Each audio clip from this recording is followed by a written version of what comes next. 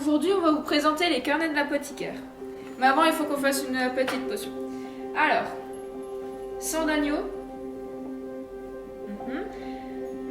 bave de limace, eau de senton, parfait, fleur de lys, verser une goutte de sang d'agneau dans la bave de limace. Oups. C'est pas grave, il y aura plus d'effet. Mélanger pendant 4 tours avec la brindille de séquoia. Parfait.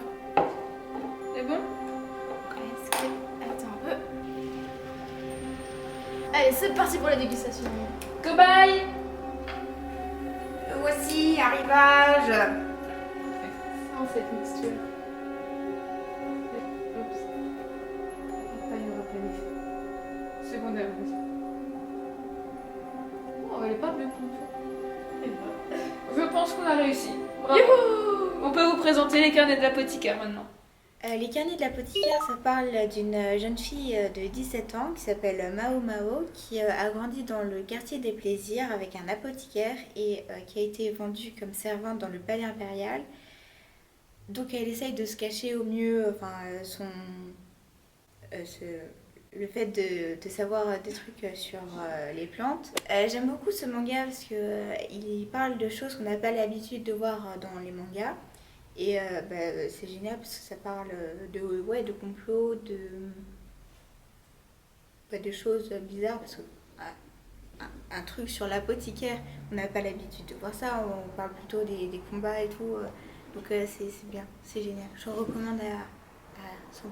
Alors, j'ai beaucoup aimé les carnets de l'apothicaire parce que déjà ça se passe dans le Japon ancien. C'est un univers assez intéressant parce que c'est pas fantastique, mais on apprend quand même quelques trucs et tout, et j'aime bien. Le fait que ce soit sur une apothicaire, déjà c'est assez rare de rencontrer ce genre de métier dans les mangas. D'habitude c'est plus juste des super-héros ou des choses comme ça. Et on peut se mettre à la place de l'héroïne parce qu'elle a rien demandé en fait, elle s'est juste fait kidnapper. Et il y a pas mal de passages assez marrants, comme le moment où elle se retrouve à faire des aphrodisiaques pour un monsieur du palais. En fait, on découvre qu'elle peut quand même vachement aider les autres. Au début, elle se demande si elle veut pas plutôt tout faire pour rentrer chez elle, mais elle finit quand même par les aider. Et je la comprends un peu, parce que laisser des gens mourir, c'est un peu horrible, quoi. Et... On voit qu'elle aide quand même les dames qui ont des enfants, même si elle les apprécie pas vraiment, elle se met quand même à leur place et elle est vachement gentille parce qu'il lui arrive plein de trucs mauvais et tout. Et elle les aide quand même parce que les bébés meurent souvent, meurent presque tous. Et elle découvre la raison, et elle les laisse pas mourir. Et elle pourrait se dire, tant pis, je m'en fiche, de toute façon c'est des enfants que j'aime pas et tout, je les connais pas. Maintenant elle va quand même les aider. Et on voit aussi qu'elle a des relations particulières avec les gens un peu plus haut gradés et tout. Puis elle va vivre des aventures, puis j'aime bien. Voilà. Alors j'aime beaucoup ce manga parce que c'est un manga avec un style assez atypique. On voit rarement des mangas racontant une histoire qui est plus du style scientifique avec des explications sur certains remèdes ou autres. C'est un peu comme Dr Stone sans être aussi poussé et c'est assez sympathique. C'est aussi assez marrant, c'est ça qui fait que...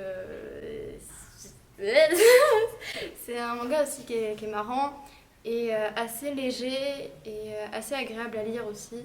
Donc allez lire Carnet de l'apothicaire, c'est un super manga. J'ai bien aimé le livre Les carnets de l'apothicaire parce que l'histoire est intéressante. Il y a toujours quelque chose de différent à chaque fois. Enfin, ça reste pas toujours sur le même truc. Il se passe à chaque fois des choses, c'est pas ennuyeux. Et il n'y a pas vraiment de truc qui m'a déplu dans cette histoire. Et les dessins ils sont bien aussi. Voilà.